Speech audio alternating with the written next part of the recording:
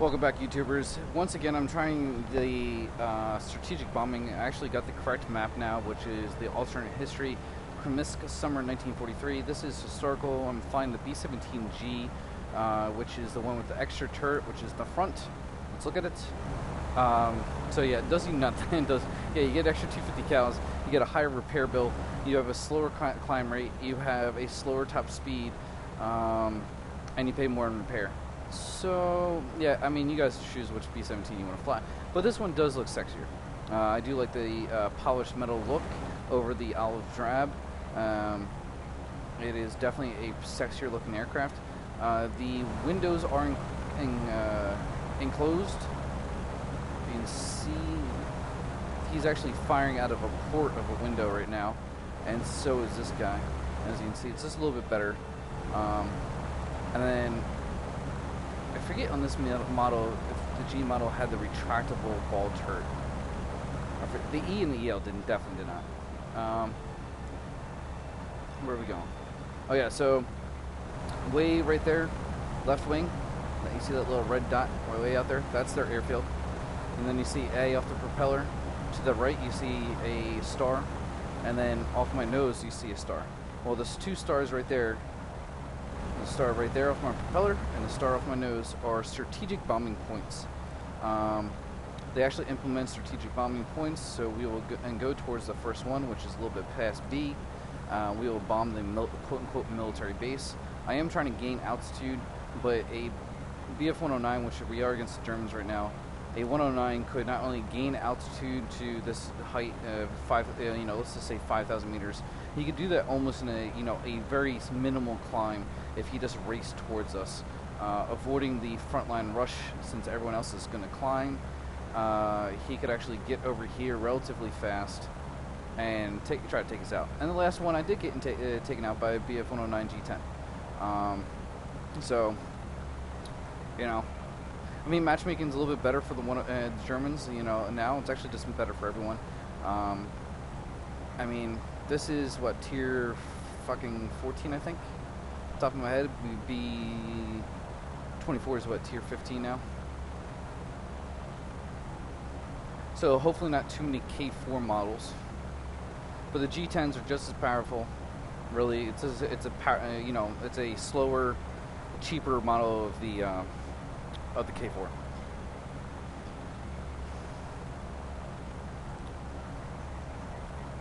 Still gonna gain altitude. I really don't even know why anymore, but that's what bombers do, right? So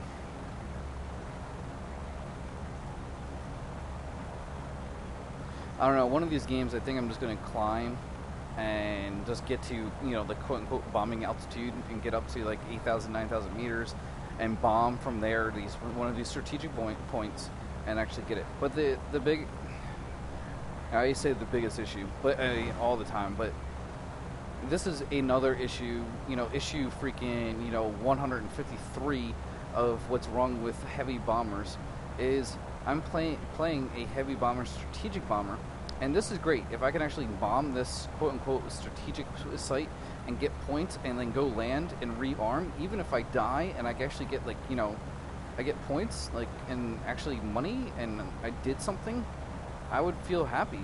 But see, bombing these pillboxes from 5,000 meters is almost is pointless. You're more than likely you're not going to hit them. Yeah. So we're going to adjust fire here a little bit. Make sure we're on this. Now, these strategic bomb points, you can actually, and you can see I'm trying to aim actually on my vertical stabilizer right now. I'm trying to put it down the center.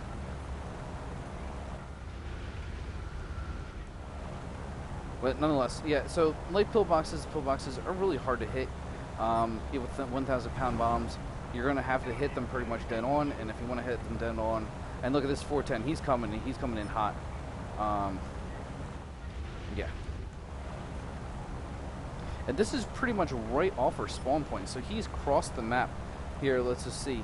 He spawns way over in G3, and now we're in G15, and he's crossed the map, got into my altitude. Yeah. And he has a shit ton of cannons.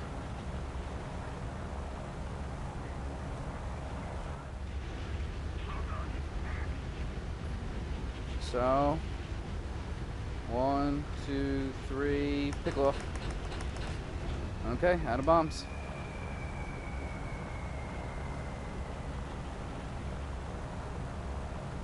Checking our...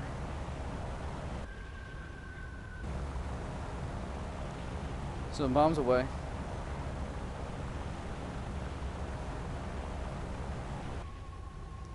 Here's our army base, you can see it.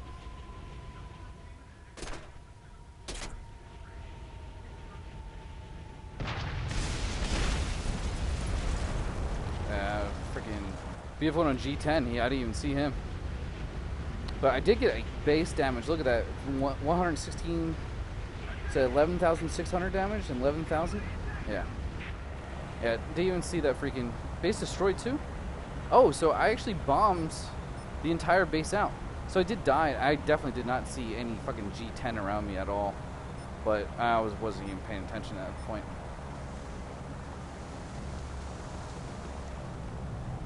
Oh, there he is.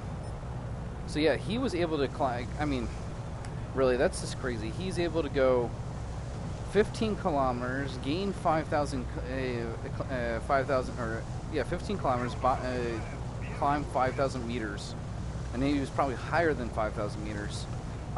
In the time it took me to go from N, so it's N15 to E15. So what took me to like 7 kilometers. I traveled 7 kilometers distance.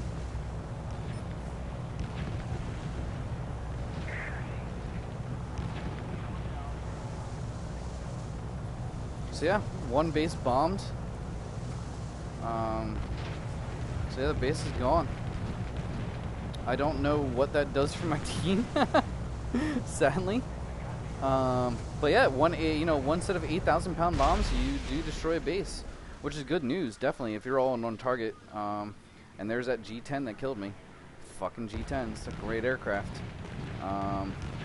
So let's return to the hangar here just to see preliminary what we're gonna get for our work.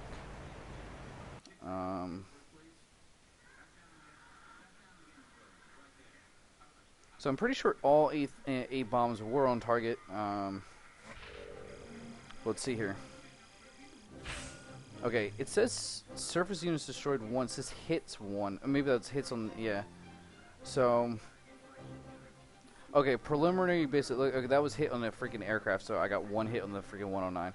I destroyed one surface unit, which it was almost nothing. It was counted for base damage. So that gave me 12,000 lines for that. So look at your final total was 22,440 lines. This is with premium, which I don't have premium that much longer. It's only a couple more days, 13 days. You did get a 22,780 experience. Yeah, so 22 grand. And this is without a win or anything. And max repair cost is 19,131. So, if you destroy a base, you can make money. Small fucking amount of money. I mean, let's all be honest with each other.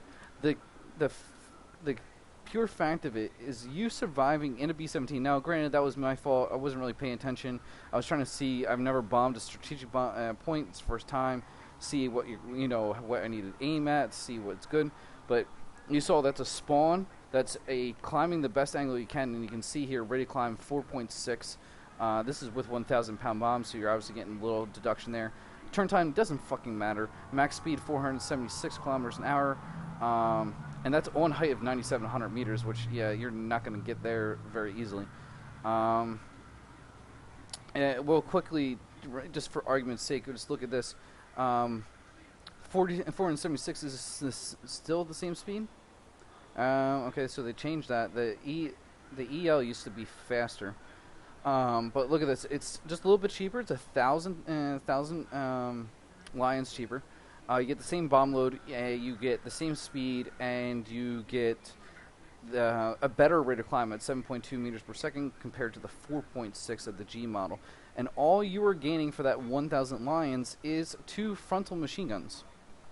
This turret right here is the only difference between the models.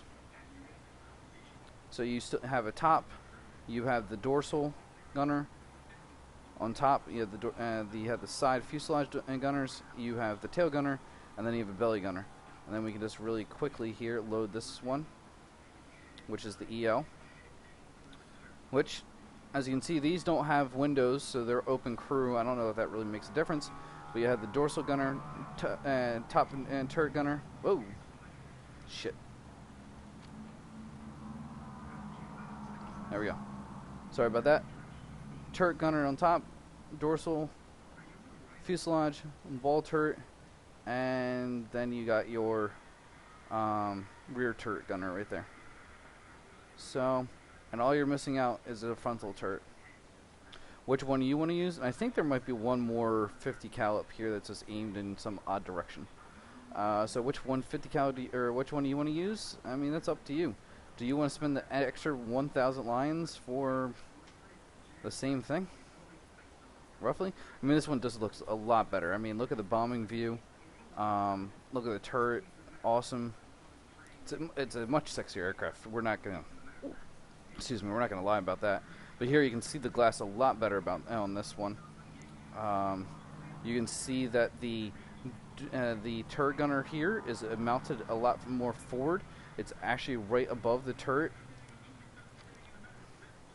And this one on the EL is set back. As you can see, the turret is mounted further in, and the gunner is placed further back underneath that the tail.